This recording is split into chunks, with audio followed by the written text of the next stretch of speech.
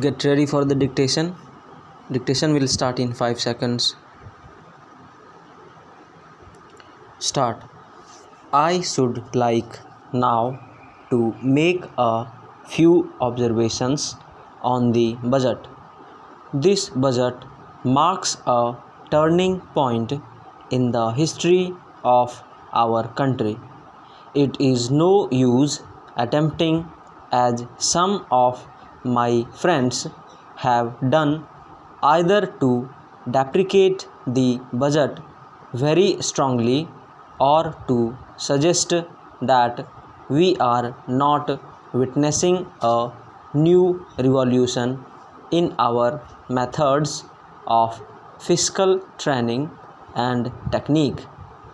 I want it to be quite clearly pointed out to my friends that we are now facing the lean years of Indian finance. Hitherto, we had revenue surpluses, which were a form of public saving and which were meant to be utilized for capital development. Hereafter, this form of revenue surplus would not be available. We have therefore to find out ways and means of implementing our great program of national reconstruction at minimum cost. My point is that the deficit on revenue account would be of the order of about rupees 19 to 20 crores. Here, let me point out that I do not agree with those of my friends in the finance department who have attempted to suggest that rupees 9 or 18 crores which are obtained from Pakistan should be put to the revenue side of the budget. They are to be put on the capital side, but that does not seriously alter the trend of my argument. What I am suggesting is that we would have to be prepared for a deficit of a much higher order even on the revenue side. That itself should make us realize that there are very many problems which we have to face and that we have to undertake ways and means of increasing the resources of our country so that it might be possible for us to have a greater amount of surplus or a greater amount of public saving for the purpose of financing capital development.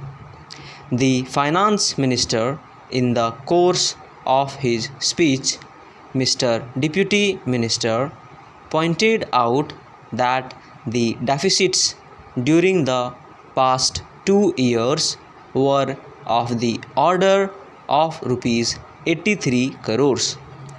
I venture humbly to disagree with him because I feel that when we are talking of deficits, we must take into account the overall deficit incurred by the central government, and that would be of the order of rupees 200 crores. During the years of relatively light expenditure, we had a shortfall of about rupees 200 crores.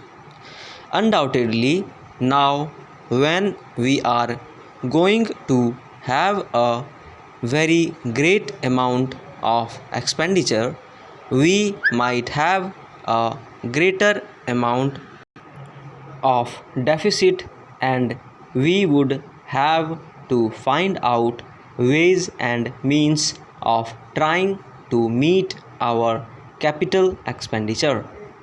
Some members have pointed out that deficit financing is good. Others have pointed out that it is poison. One honorable member who preceded me pointed out that it could be taken like a tonic. Now I am not willing to enter into the merits of deficit financing or demerits of deficit financing in an academic spirit. The time has now come when we should face realities. I do suggest that we have to indulge in deficit financing because without indulging in deficit financing, it would not be possible for us to indulge in capital expenditure on such a large scale. But when we are talking of the scope of deficit financing, I would like to place before the House and the Finance Minister the two great limitations which face us.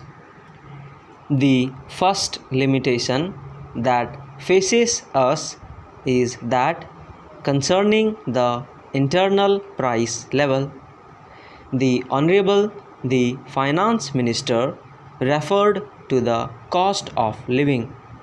He said that he was going to keep a watch over the cost of living so that it may not shoot up within a short period and make a mess of the plans of capital development.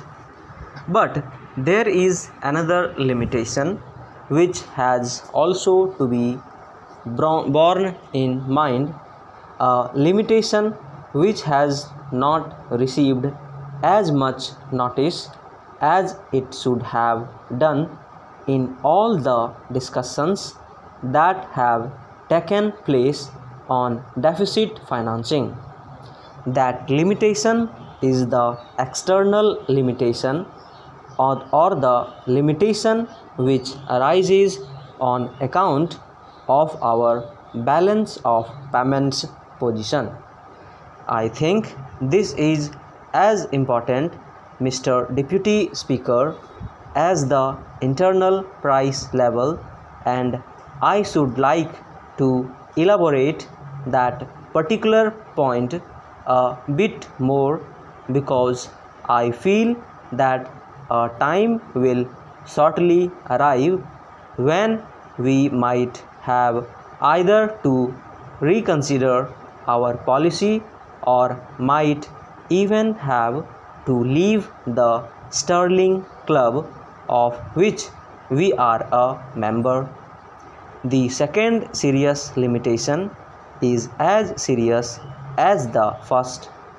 What would be the consequences of deficit financing on our balance of payments?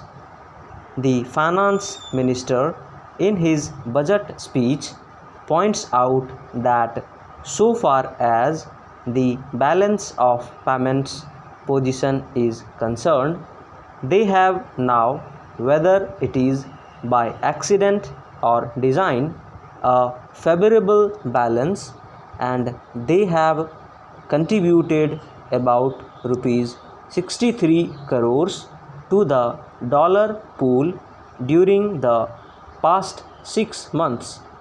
But the moment we indulge in deficit financing, we have to be prepared for worsening of our balance of payments. Stop.